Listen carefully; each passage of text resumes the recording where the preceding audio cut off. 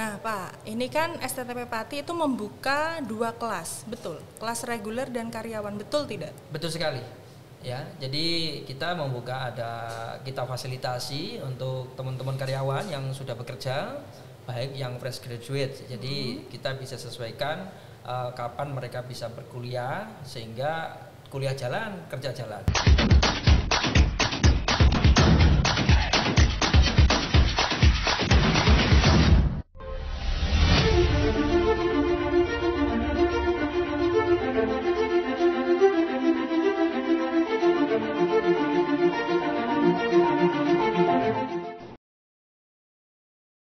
Assalamualaikum warahmatullahi wabarakatuh. Bertemu lagi dengan saya Faradita Anggita Putri dalam TH Podcast. Hari ini saya kedatangan bintang tamu yang luar biasa dari gedung sebelah. Langsung saja kita tanya-tanya ya tentang STTP Pati, Sekolah Tinggi Teknik Pati, bersama dosen dan mahasiswa yang luar biasa. Yuk kita tanya-tanya sekarang.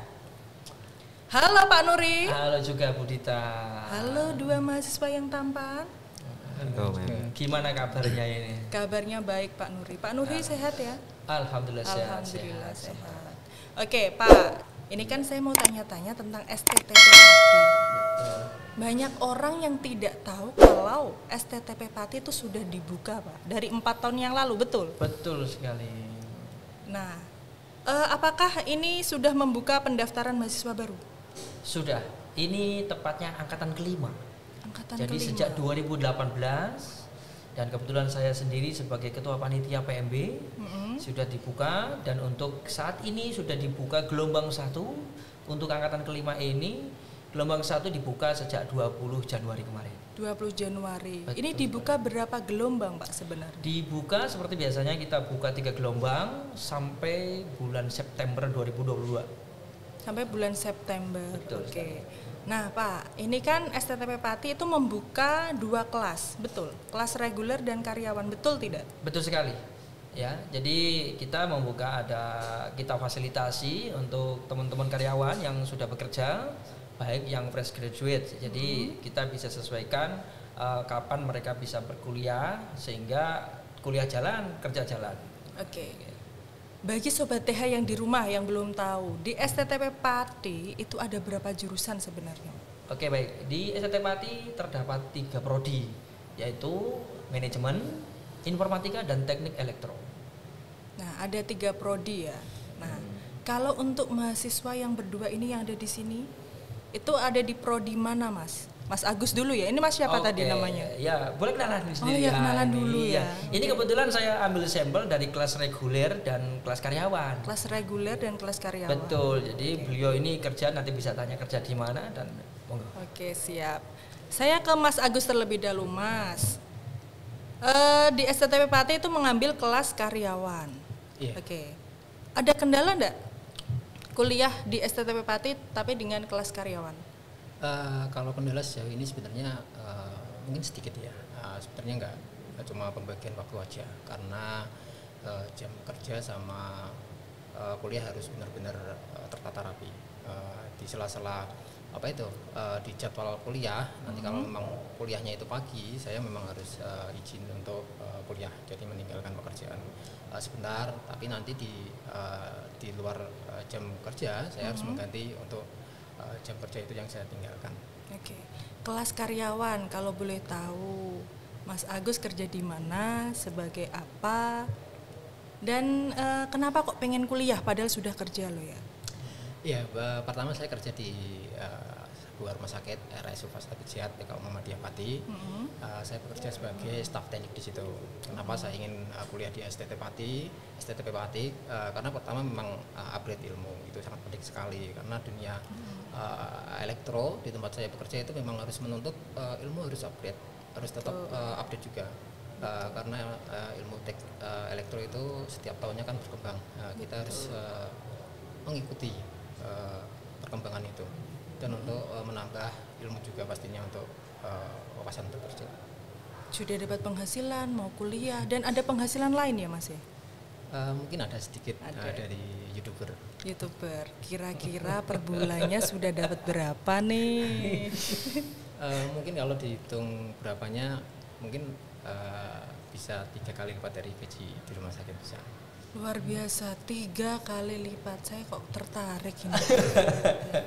Punya kerjaan sambilan, kerjaan tetap, kuliah, luar biasa. Ya, jadi kebetulan gini Mbak Dita. Ya. Jadi di sini kan pemerintah menuntut adanya transparansi serta bagaimana pengabdian masyarakat itu berjalan seperti halnya bagaimana layaknya elektron yang terbang di antara langit dan bumi ini. Luar biasa Jadi kegiatan-kegiatan perkuliahan itu bisa di-share ke masyarakat. Nah, salah satu caranya dengan membuka channel. Setiap mahasiswa wajib membuka channel YouTube untuk dokumentasi semua apa yang mereka lakukan, terutama untuk proyek-proyek atau praktek-praktek yang mereka lakukan di kelas sehingga masyarakat jadi tahu seperti itu. Berarti diwajibkan ya Pak ya?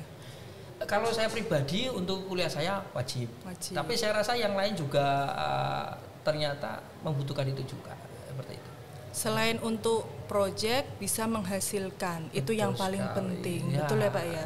Jadi tidak ada yang namanya kuliah itu saya tidak punya uang untuk kuliah, tapi bagaimana caranya saya bisa kuliah, betul? Betul sekali.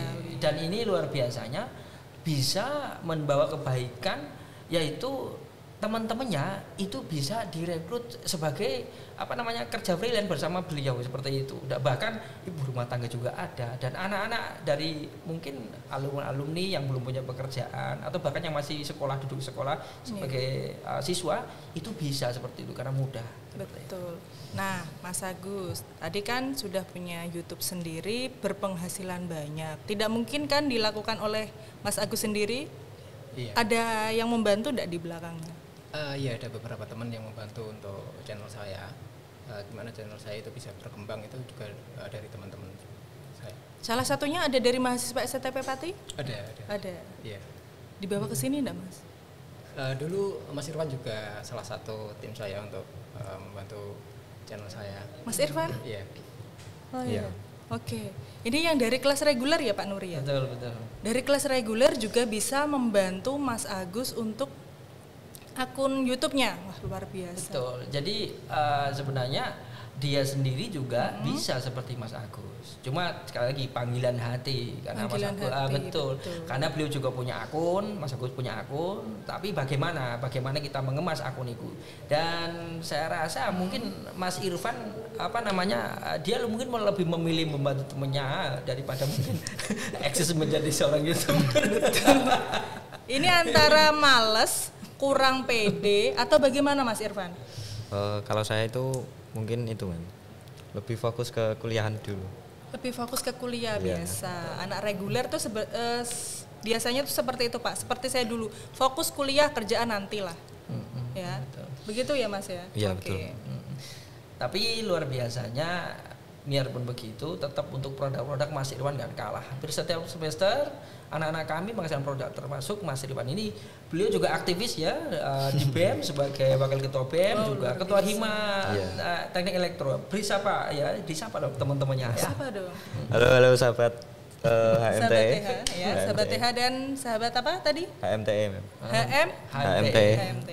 Oke. Nah Pak, tadi kan bilang mahasiswa STTP itu menghasilkan produk, project. Nah salah satunya apa Pak yang dihasilkan? Ya ini sengaja, ini kebetulan saya mengajar salah satu mata kuliah di Teknik Elektro adalah leadership. Bagaimana saya mengimplementasikan untuk pembagian job sebagai seorang leader, siapa leadernya, kemudian siapa anggotanya, kemudian dia berkomunikasi, berkolaborasi, kemudian dia mengerjakan sesuai deadline waktu yang diberikan. Dan akhirnya mereka sampai ke sini.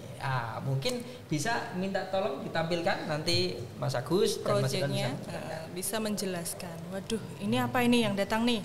Wah, ini orang bedah rumah ya.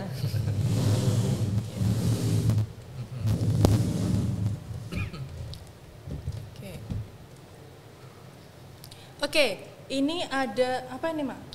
Bedah rumah ini, bukan bentuk rumah ini? Bukan, ini alat penetas telur ya. Alat penetas telur. Smart incubator. Smart incubator. Bisa dijelaskan, Mas? Iya, ini saya kok bingung ini. Ini adalah hasil karya kami dari anak-anak Teknik Elektro semester 5 dari mata kuliah leadership. Di sini kita mempunyai 2 kelompok. Saya kelompok 2 membuat yaitu smart incubator berbasis inverter yang nantinya kita inovasikan memakai IoT. Jadi kita bisa mengontrol dari jarak jauh menggunakan gadget. Nah, di sini kita penetas telur. Di sini dalamnya itu nanti memang buat telur, tapi kita inovasikan dengan menggunakan penggerak. Di situ ada motor servonya. Jadi nanti dalam kurun waktu 1 jam gitu telurnya bergerak. Jadi panas yang ada di dalam itu merata. Jadi telurnya benar-benar hasilnya bagus. Oke, luar biasa. Bisa mengukur suhu dengan dan menggerakkan telur melalui apa, Mas? Ini di sini ada kontrolnya menggunakan mikrokontrol Arduino. Di sini juga ada motor servonya. Di situ ada sensor suhunya. Nah, jadi panas yang di dalam itu bisa diatur oleh sensor suhunya. Luar biasa sekali ya, Pak ya. Betul. Jadi ini salah satu produk ya. Dan untuk kelompok yang lain juga ada, tidak kalah dengan inovasi di punya Mas Irfan. Tapi kemudian yang kita di sini ini menunjukkan bahwa anak-anak mahasiswa sudah produktif meskipun mereka belum lulus, tetapi bisa mampu mengkreat dari sesuatu hal yang sudah biasa sebenarnya di lingkungan kita, penetas telur sudah banyak dijual belikan, tapi dengan sentuhan inovasi, di mana diantaranya menggunakan tadi ya penggerak otomatis. Kemudian sensor suhu, jadi suhu tertentu dia bisa bergerak sendiri, ada motornya. Kemudian di sini ada IoT di sini untuk mesinnya, untuk pengembangan Arduino. Di sini core-nya di sini, elektronya di sini ya. Jadi di sini bukan masalah rumahnya. Kalau bentuk ini memang sengaja begini ya supaya untuk mempercantik ya, Pak. Betul. Tapi di sini ini elektronya di sini. Bagaimana penggabungan antara mekanik, kemudian listrik dan komputer. Jadi Serta satu. Nanti dihubungkan dengan HP, WiFi, dia bisa dioperasikan dari jarak jauh. Kreatif sekali ya, Pak ya. Kreatif, inovatif, itulah mahasiswa. Betul ya, sekali. Pak. Oke. Ya. Mas, ini pengerjaannya berapa lama? Apakah ini sebagai tugas akhir semester, Pak? Atau mau dijawab oleh siapa ini dulu terlebih dahulu? Monggo. Mas Irfan atau Mas Agus, monggo. Ini bisa dibilang tugas akhir dari mata kuliah leadership. Pengerjaan kami itu sekitar hampir 3 minggu. Saya ada 5 kelompok, jadi kita 5 kelompok itu dibagi dari yang mulai mekanik, elektroniknya, sama programnya, sama yang ininya semuanya. Jadi kita bagi-bagi tugas karena memang sesuai mata kuliah dari leadership. Di situ ada yang jadi ketua, jadi ada yang anggota. Jadi benar-benar sinkron antara pengerjaan alat ini dengan mata kuliah leadership. Oke, ada kendala enggak untuk membuat ini? Ini kayaknya kan susah ini, Pak. Untuk orang awam susah loh ini, Pak. Ada kendalanya enggak? Kalau kendala selama ini enggak ada. Kita memang mengatur waktu teman-teman untuk berkumpul untuk mengerjakan bersama. Ya, alhamdulillah bisa mengerjakan tepat waktu. Sebelum UAS sudah selesai. Oke, kira-kira berapa lama ini mengerjakan ini? Ini sekitar 3 minggu. 3 minggu? 3 minggu kurang lah. Nah, itu kita mengerjakan di sela-sela kuliah. Di sela-sela kuliah, sela-sela kesibukan di rumah sakit, jadi YouTuber luar biasa sekali. Oke, kalau untuk Mas Irfan, ada produknya enggak, Mas? Untuk saat ini belum bisa ditampilkan, Mem. Belum bisa ditampilkan. Karena saat ini masih proses perancangan. Kalau mekaniknya sudah jadi, cuma untuk kontrolernya belum jadi karena dari tim saya masih menunggu salah satu komponen yang belum datang. Oke, bisa dijelaskan membuat apa? Ada gambaran biar ada gambaran Sobat TH di rumah? Iya, namanya itu alatnya adalah Smart Aquaponic Plant. Jadi alat itu kombinasi dari 2 alat yang sudah ada, yang dari akuarium sama hidroponik. Jadi nanti alat saya itu kombinasi dari 2 alat tersebut namanya aquaponic plant. Jadi dari akuarium nanti diisikan ada ikan, kemudian air yang ada di akuarium disalurkan ke aquaponiknya. Jadi nanti ada timbal balik, Mam. Dari hidroponiknya masuk lagi ke akuarium, kemudian seterusnya gitu, Mam. Dan itu otomatis ada jadwalnya, Mam, untuk menaikkan air ke hidroponiknya, sama satu lagi itu ada pemberi ikannya otomatis juga, Mam. Pemberi pakan otomatis.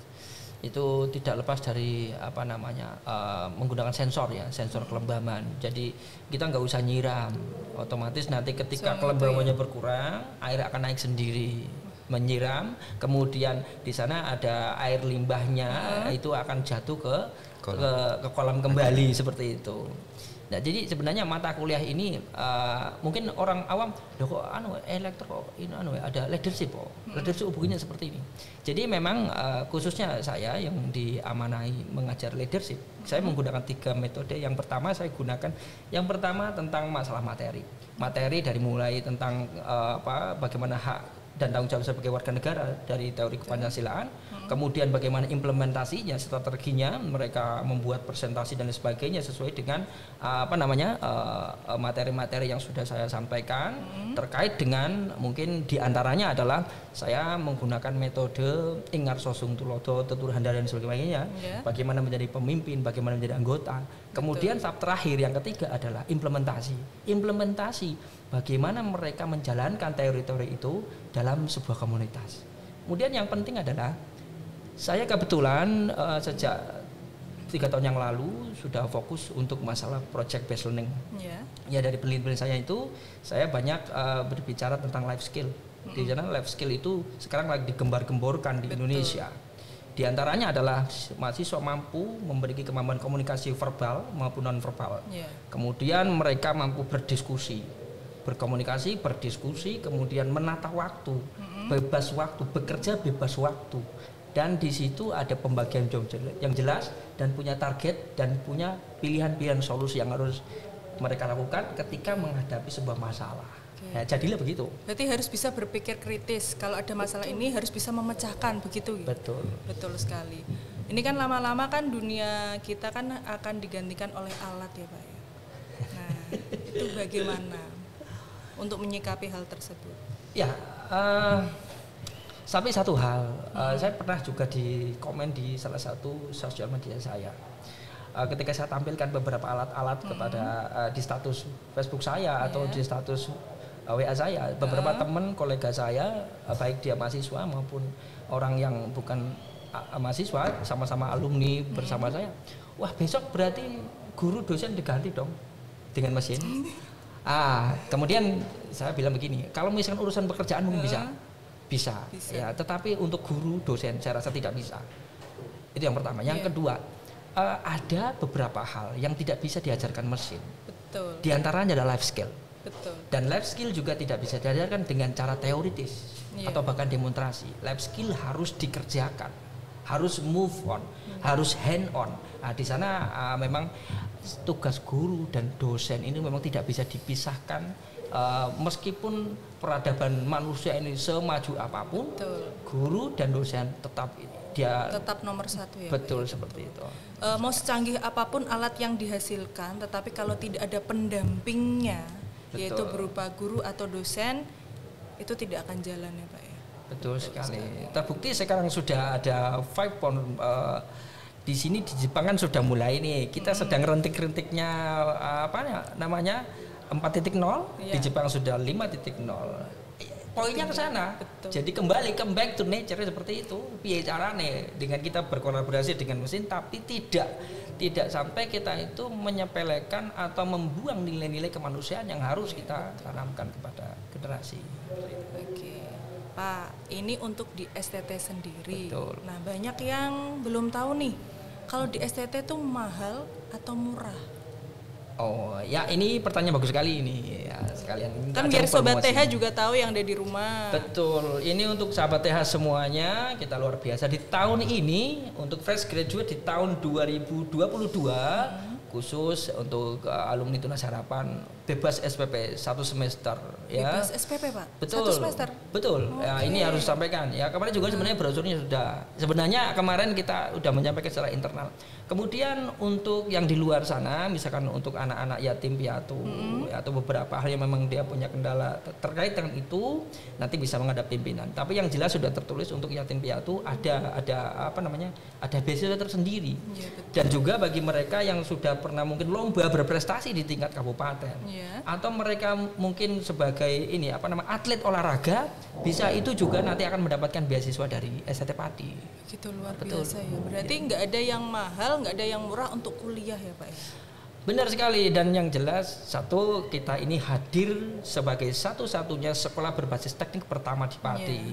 Kita datang tidak lain tidak bukan itu untuk bagaimana Pati maju.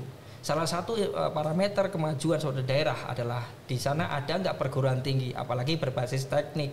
Apalagi kalau di sini kita tidak perlu kos. Betul. Berarti untuk pendanaan biaya hidup itu nyaris mungkin ya sangat sama. Murah ya Pak. Betul sekali, betul. Seperti itu. Kalau ya pengalaman saya saja, kalau dulu saya kuliah itu yang memang paling mahal itu biaya hidupnya, bukan biaya kuliahnya. Betul ya Pak? Betul sekali. Biaya kos, makan. Tapi kalau di sini di Pati kan itu sudah untuk biaya kuliahnya saja sudah murah, tidak perlu kos, betul ya? Betul. Makanan juga masih murah. Betul. Nah, tunggu apa lagi? Kuliah saja di STT Pati, Pati. seperti itu. Luar biasa. Pak, kalau untuk mahasiswanya sekarang untuk semuanya tuh sudah ada berapa? Udah ada ratusan? Ini sekitar 90-an. 90-an. 90-an gitu. Oke, karena merintis itu juga dari nol ya Pak ya. Betul. Malah ini bagus. Kalau pengajaran itu idealnya satu dosen kan tidak boleh lebih dari 20 mahasiswa harusnya. Paling tidak itu ideal itu maksimal 36 ya kalau dulu di SMA ya seperti itu. Nah, itu kalau misalnya lebih sedikit lebih bagus. Jadi kita bisa lebih intim. Contoh di kelas mereka itu hanya 9 orang. 9 orang itu kita intim, satu persatu kita kenal, satu persatu benar-benar kemampuan mereka kita bisa ukur. Kalau banyak itu seperti angon bebek maksudnya ya. Kelas konvensional itu kan sudah. Nah, ini sebenarnya sebuah keuntungan tersendiri gitu. Jadi kita ya bagaimana kita seni menghadapi semuanya lah dengan enjoy. Semuanya jadi dipikir positif seperti itu. Memang ya seperti ini misalnya Mas Irfan dari lulusan mana Mas? SMK mana dulu?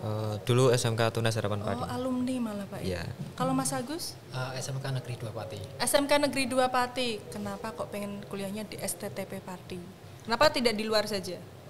Pertama memang saya berasal dari Pati, pengen lebih dekat dengan rumah dan di STT Pati karena satu-satunya sekolah tinggi teknik Pati, lebih dekat dengan keluarga, jadi lebih enak. Dan biayanya juga pasti lebih murah. Oke. Pak, ini sebenarnya kan saya membahas lebih banyak lagi, tapi waktunya yang terbatas. Saya berikan kesempatan untuk Pak Nuri boleh atau dua mahasiswanya boleh untuk mempromosikan STTP Pati. Dari coba kalian aja deh ya silakan. Iya, gimana nih? Kita mempersiapkan yang muda gitu kan, yang muda yang berkarya. Yang muda yang berkarya. Iya, buat teman-teman yang mau kuliah di STT Pati, biayanya sangat murah, tempatnya juga nyaman, dosen-dosennya juga benar-benar kompeten di bidangnya. Jadi tunggu apa lagi? Ayo kita kuliah di STTP Pati. Oke, cara mendaftarnya gimana Pak? Oh, caranya mudah sekali. Nanti bisa menghubungi di internet, di menggunakan HP, pakai gadget di rumah masing-masing bisa. Di pmb.sttp.ac.id. Kemudian setelah ngetik itu, kemudian isikan datanya, pilih prodinya apa, kemudian di print dan silakan datang ke STT Pati. Kita terima langsung. Setiap hari itu bukanya Pak? Setiap hari, bahkan setiap detik kebuka terus. Setiap detik kebuka terus. Kita langsung begitu daftar langsung daftar ulang, langsung kita terima. Oke, itu ya. Terima kasih Pak Nuri, terima kasih dua mahasiswa yang luar biasa sudah mau hadir di TH Podcast ya. Kapan-kapan lagi kalau kita undang mau hadir ya Pak ya? Insya Allah siap. Dan kami juga mengucapkan terima kasih banyak atas kepercayaan yang diberikan pada kami untuk TH Podcast tetap terus maju karena ini luar biasa dampaknya bagi semuanya seperti itu. Oke, terima kasih. Oke, Sobat TH yang ada di rumah, itulah perbincangan kita kepada mahasiswa dan dosen yang luar biasa dengan materi yang luar biasa tentang STTP Pati. Kalau kalian ingin melanjutkan kuliah tidak perlu jauh-jauh, cukup di STTP Pati. Oke. Cukup sekian dari saya.